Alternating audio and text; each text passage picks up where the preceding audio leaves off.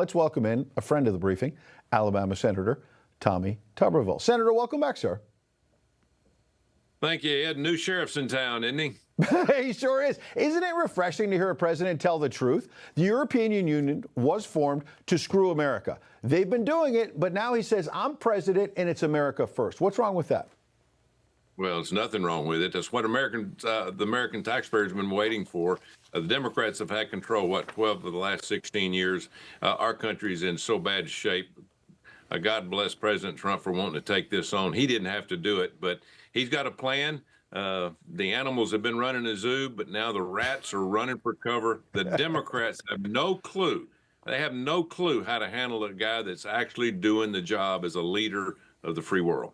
Absolutely. Speaking of rats, I wonder what's going on at the National Security Agency and some of these other places. You're a major player on the Armed Services Committee, and part of draining the swamp is cleaning up the deep state as well. The Director of National Intelligence, Tulsi Gabbard, is now moving to seek out and fire various employees in the intelligence community who, as you know, were involved in group chats which expressed not just explicit sexual behavior that was allegedly discussed, but they had some pretty nasty anti-Christian messages on these boards. I don't know why they're doing it at work when they're intelligence officials supposedly trying to keep us safe. Is this why the left is so worried about what Elon Musk and others are going to find when they reform things?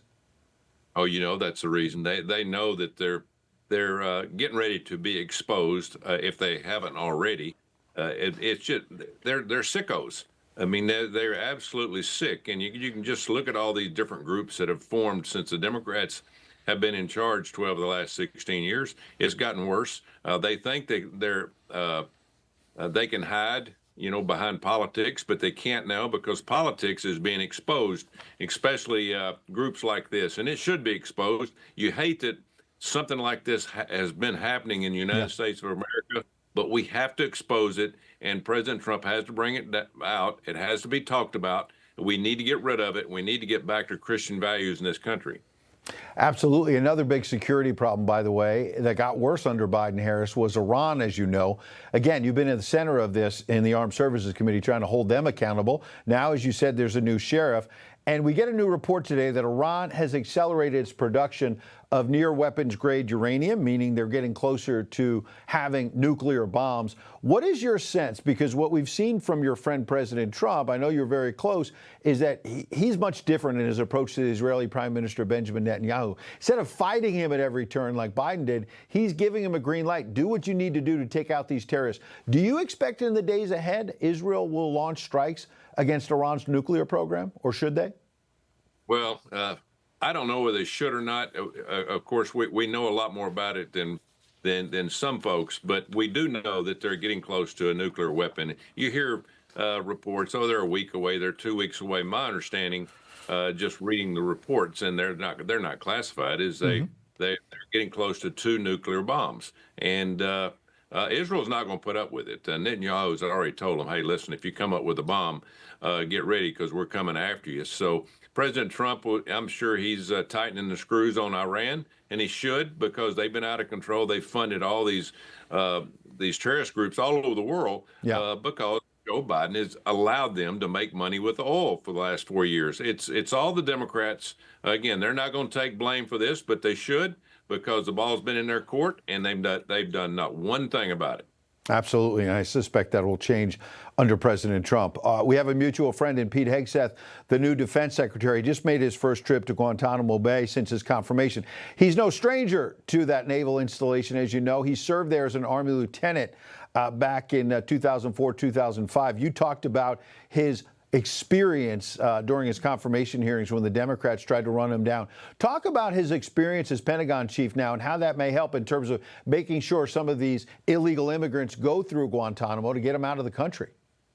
Well, first of all, Pete has got energy, and that's one of the reasons I voted for Pete, because Pete he brings new energy, he brings a new insight. He's a lot closer to the age of the warfighter that we need to recruit nowadays. And so he's out there working out with them. It's good to see somebody that wants to go do the job. He's going to Guantanamo. As you said, he's been there before, done that. He served there. But, he has a idea of what he wants to do.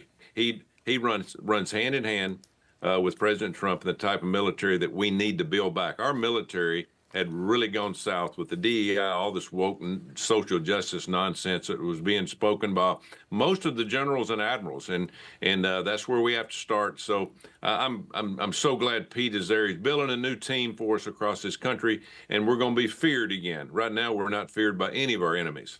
That's right.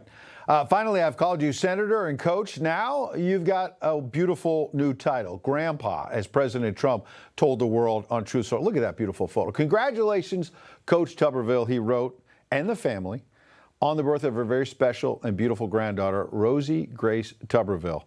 Coach, you've accomplished a lot on the football field, now in the Senate. Talk about being a grandpa. Well, there's nothing like it. I've my two boys, Tucker and Troy. They love this country, and Tucker and Annie, who just had beautiful Rosie Grace. I'm proud to be a grandpa, but I'm also proud to be somebody that's going to fight for her against men and women's sports and all those things that go along with protecting Title IX.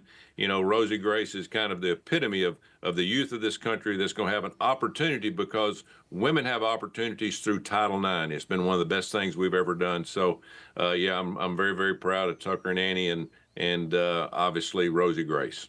All right. Well, congratulations, Coach, Senator, and now Grandpa. We look forward to having you back. Thanks for making the time tonight, sir. Thank you, Ed.